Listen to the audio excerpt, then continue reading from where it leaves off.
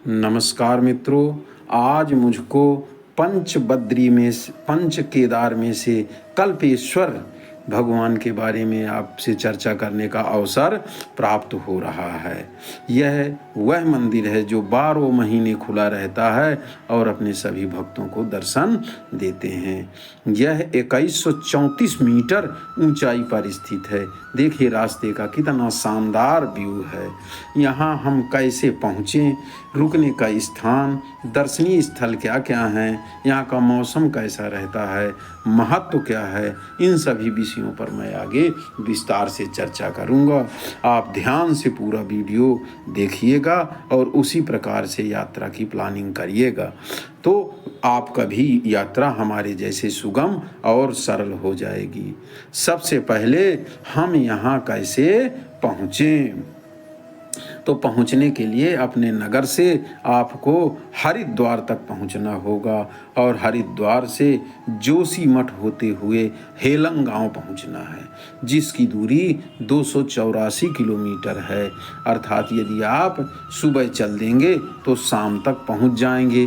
284 kilometre पहाड़ों का यात्रा तिरछा मिर्छा होता है और हेलंग गांव से उर्गम बेली तक आपको साधन मिल जाएंगे जाने के लिए, और यदि आपका निजी साधन है तो उससे आप पहुंच सकते हैं। यह ध्यान रखिएगा कि गाड़ी चढ़ाने में बड़ी दिक्कत हो सकती है, तो स्पेशलिस्ट ही गाड़ी यहाँ ले जा सकता है।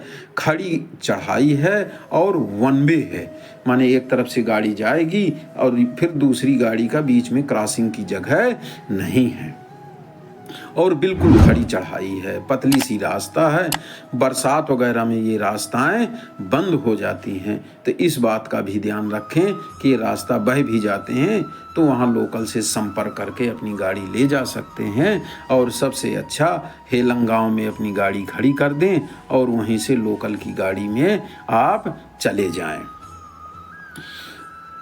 फिर इसके बाद आता है कि जब वहाँ पहुँच जाएं तो रुकने का स्थान क्या है, तो रुकने का स्थान में वहाँ होम स्टे हैं। होम स्टे में आप 2-4 दिन रुक के शानदार उर्गम बेली का नज़ारा देख सकते हैं। मौसम बिल्कुल ठंड रहता है, इसलिए आप साथ में अपने गर्म कपड़े ज़रूर ले जाएं। पार्किंग की भी अच्छी व्यवस्था है, क्योंकि ऊपर तो पूरा प्लेन जैसा दिखाई देता है। हर होम स्टे के सामने पार्किंग खूब है, होम स्टे भी पर्याप्त हैं। और यदि आप मुफ्त में रुकना चाहते हैं तो मंदिर परिसर में रात्रि रुकने की जगह मिल जाती है। मंदिर परिसर में एक धर्मशाला है जहां रात्रि में यात्रियों को रुकने दिया जाता है।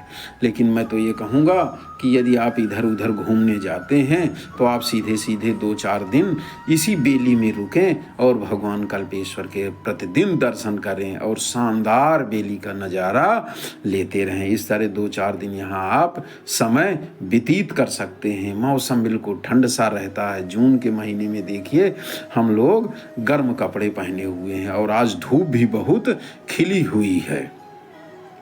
अगर पूछा जाए कि दर्शनीय स्थल यहाँ क्या क्या हैं, तो दर्शनीय स्थल में सबसे पहला तो नाम मैं कल्पेश्वर महादेव का ही लूँगा, जो पंच केदार में से 5वें नंबर के केदार हैं। इनकी जटाओं की यहाँ पूजा होती है।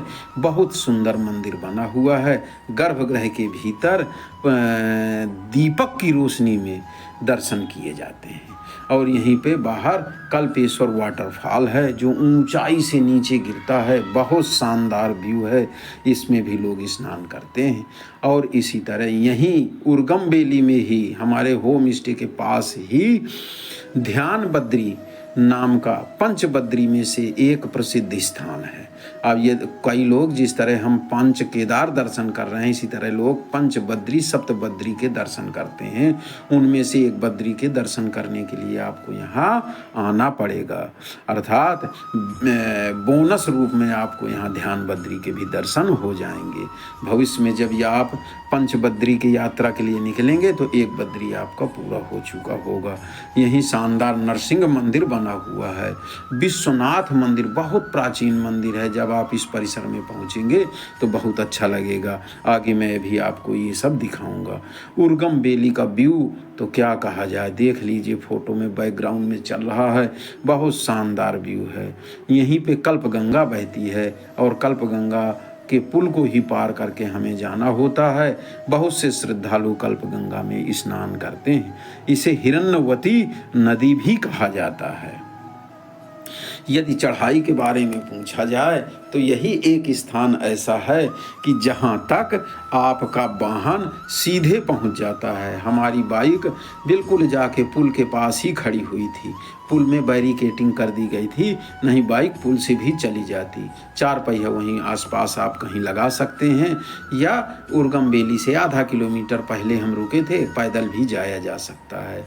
भगवान की इतनी कृपा है कि वहाँ कुछ सीढ़ियाँ चढ़कर ही हम ऊपर महादेव के दर्शन हमें हो गए।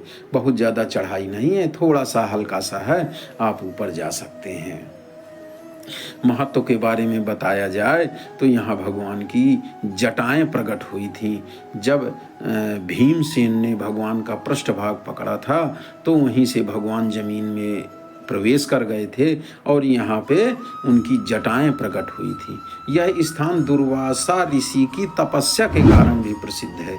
यहीं कल्प वृक्ष के नीचे दुर्वासा ऋषि ने अपनी जो है तपस्या की थी और उसी तपस्या के कारण आज भी इसका नाम कल्पेश्वर हो गया है, क्योंकि कल्प वृक्ष के नीचे इन्होंने तपस्या की थी, इसीलिए इसे कल्पेश्वर महादेव कहा गया है। अर्थात यह एक बहुत प्राचीन मंदिर है। देखिए हम अपने होम स्टे के पास आ गए हैं, राजेंद्र होम स्टे। ये तुंगनाथ मंदिर के पहले आधा 1 किलोमीटर पड़ता है, अच्छा बना हुआ है। इस तरह के हमें कई होम स्टे मिले हैं। हम लगभग 1 किलोमीटर पहले रुक गए थे, आप आगे भी रुक सकते हैं, लेकिन जहाँ हम रुके थे इनका व्यवहार बहुत अच्छा था। देखिए ये ऑफिस है इनका और इसी के बगल से लगा हुआ हमको रूम दे दिया था। इनके पास 7-8 रूम्स हैं। देखिए रूम का टूर देख लीजिए, रूम कितना अच्छा है इनका। और ठीक है यहाँ समय, और 800 रुपये टैरिफ हमने इनको दिया था और 700 रुपये तक में भी ये दे देते, लेकिन मेरे मुंह से 800 निकल गया था। और भोजन भी 120 रुपये थाली। ये फिर अपने हिसाब से आप पहले से तय कर लें कि भोजन की क्या व्यवस्था होगी। यहाँ देखिए धूप निकली थी, हम लोगों ने अपने कपड़े जो गीले हो गए थे उनको डाल दिया है सूखने के लिए। और देखिए छोटे छोटे गेहूं के खेत पीछे आपको दिखाई दे रहे हैं। यहाँ बहुत छोटे छोटे खेत हैं, क्यारियाँ बना बना के ये लोग कर लेते हैं। होम स्टे शानदार है और इस तरह के कई होम स्टे हैं, आप ये ना सोचिएगा यही भर है। और यहीं हम लोग रुके थे। देखिए थोड़े से सीढ़ियों से नीचे उतरते हैं और रोड पे आ जाते हैं और यहीं से 1 किलोमीटर लगभग हमारा मंदिर परिसर था। हमारे पास बाइक थी, आराम से हम लोग चले गए थे। ये देखिए कार भी आगे जा रही हैं और ये वाटरफॉल दिखाई दे रहा है बैकग्राउंड में। यदि आप देखें तो बहुत शानदार व्यू है। और ये पतली से रास्ता से होते हुए हम जो है ये पुल तक पहुंच गए हैं और पुल के पास ही बाइक खड़ी कर दिए हैं। यहाँ पे पार्किंग शुल्क वगैरह कुछ भी नहीं है, बहुत ज़्यादा यात्री नहीं पहुँचते हैं। और ये देखिए पुल की ओर हम जा रहे हैं और इसी पुल को माने जो ये कल्प गंगा नदी इसके नीचे से पास में बहती है, इसी को पार करना पड़ता है। शानदार पुल बना हुआ है, कोई दिक्कत नहीं है, थोड़ा सा पुल हिलता है।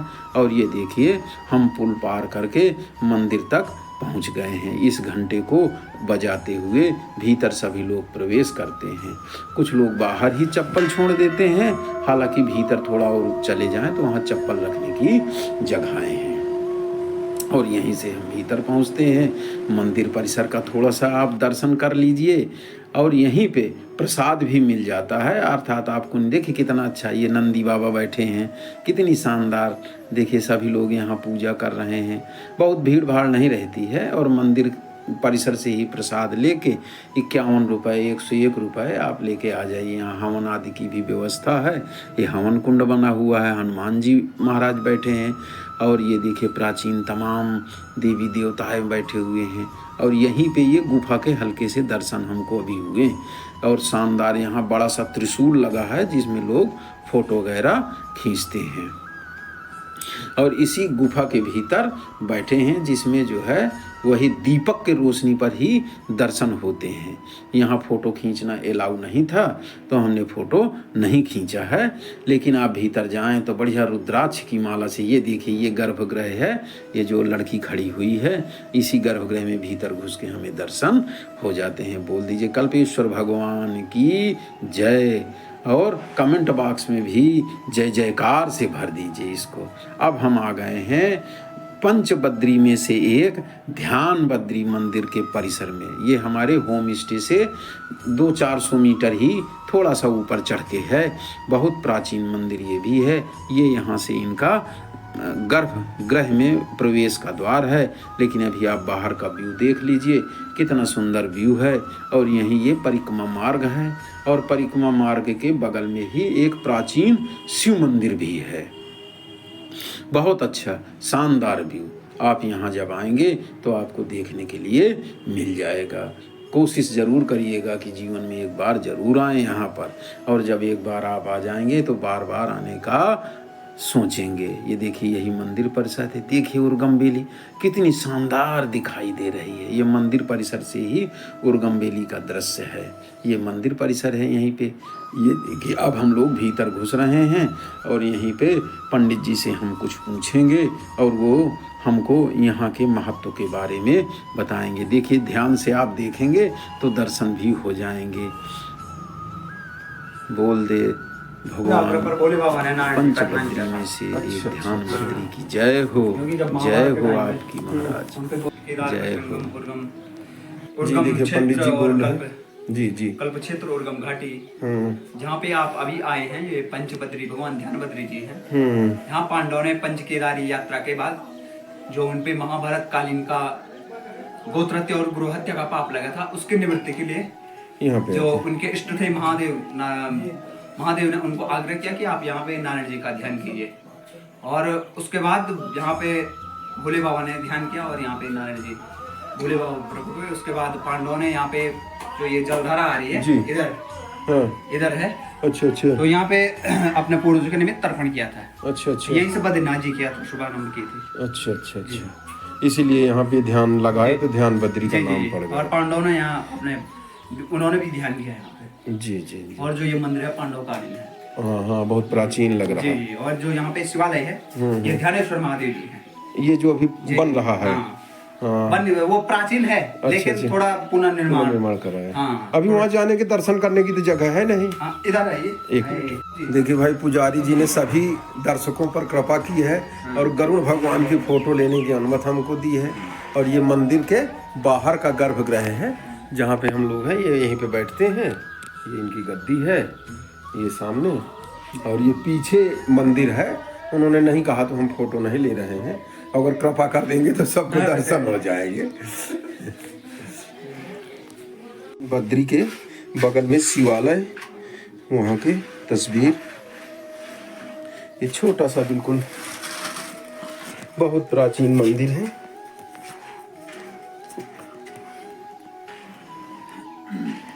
इसका भी निर्माण कार्य चल रहा है।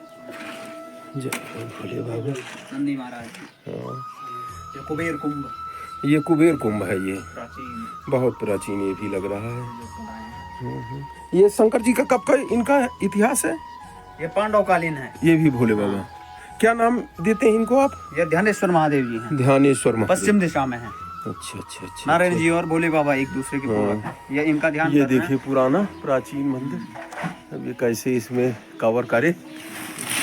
गंबेली में काशी विश्वनाथ मंदिर।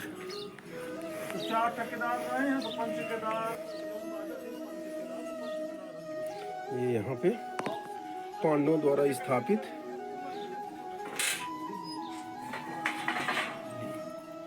हे नाथ तुम्हारी जय हो भोले। मित्रों, विश्वनाथ मंदिर के दर्शन के साथ हमारी ये यात्रा यहीं पे पूरी होती है। सभी लोगों को वीडियो देखने के लिए धन्यवाद, और आप ज़्यादा से ज़्यादा शेयर करके इसे और लोगों तक पहुंचाएं और पुण्य लाभ के भागी बने। बहुत बहुत धन्यवाद। आपने यह पूरा वीडियो देखा, ध्यान से